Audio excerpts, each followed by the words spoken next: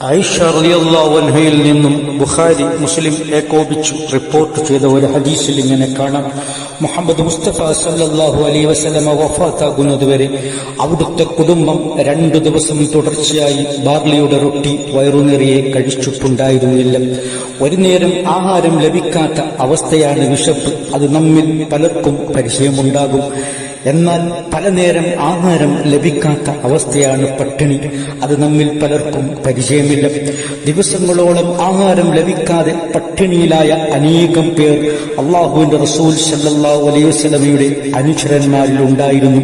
പാവപ്പെട്ടവന്റെ അവസ്ഥ ചോദിച്ചറിയുന്നവരാണ് നമ്മിൽ പലരും. എന്നാൽ ദരിദ്രരുടെ അവസ്ഥ അനുഭവിച്ചറിഞ്ഞവരാണ് അള്ളാഹുവിന്റെ റസൂൽ സല്ലല്ലാഹു അലൈഹി വസല്ലമയും അനുചരന്മാരും. അള്ളാഹുവിന്റെ റസൂൽ സല്ലല്ലാഹു അലൈഹി വസല്ലമ പാവപ്പെട്ടവന്റെ കൂടെ ഇരിക്കുന്നവരായിരുന്നു. കമാ ഖാല അല്ലാഹു തആല ഫിൽ ഖുർആനിൽ അദീം വമാ അർസൽനാക ഇല്ലാ റഹ്മത്തൽ ലിൽ ആലമീൻ. അല്ലാഹുവിന്റെ റസൂലേ, തങ്ങളെ ലോകർക്ക് മുഴുവനും കാരുണ്യമായിട്ടല്ലാതെ നാം അയച്ചിട്ടില്ല. അല്ലാഹുവിന്റെ റസൂലിന്റെ കാരുണ്യമാണ് ഇവിടെ നമുക്ക് ദർശിക്കാൻ കഴിയുന്നത്. പാവപ്പെട്ടവന്റെ കാര്യങ്ങൾ ചോദിച്ചറിയുകയും അവന്റെ കൂടെ നിൽക്കുകയും അവന്റെ കൂടെ ചേർന്നു നിൽക്കുകയും അവന്റെ കൂടെ ഇരിക്കുകയും അവന്റെ ആ ദാരിദ്ര്യവും അവന്റെ വിശപ്പും സ്വയം അനുഭവിച്ചറിയുകയും ചെയ്യുന്ന ഒരു കാരുണ്യത്തിന്റെ പ്രവാചകനെയാണ് നമുക്ക് ദർശിക്കാൻ കഴിയുന്നത്. അള്ളാഹുവിന്റെ റസൂൽ സല്ലല്ലാഹു അലൈഹി വസല്ലമയുടെ വേറൊരു വചനത്തിൽ നമുക്ക് കാണാം, ഒരു മനുഷ്യൻ നിറക്കുന്നതിൽ വെച്ച് ഏറ്റവും ചിട്ടയായ പാത്രം അത് അവന്റെ വയറാകുന്നു.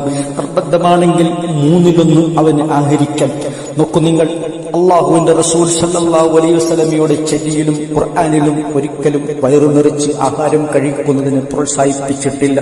പക്ഷെ നിരുത്സാഹപ്പെടുത്തിയിട്ടുണ്ട്.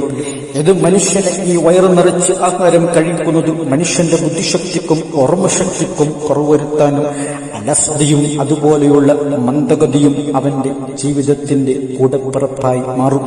ആരാധനക്രമങ്ങളിൽ അങ്ങേയറ്റത്തെ അലസത വന്നു ഭവിക്കും.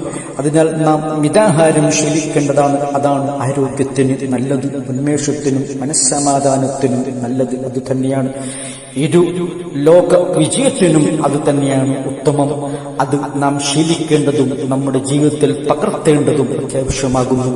സത്യമായി മനസ്സിലാക്കുന്ന സജ്ജനങ്ങൾ നമ്മെ അല്ലാഹു ഉൾപ്പെടുത്തി അനുഗ്രഹിക്കുമാറാകട്ടെ. ആഖിറു ദഅവാനാ അൽഹംദുലില്ലാഹി.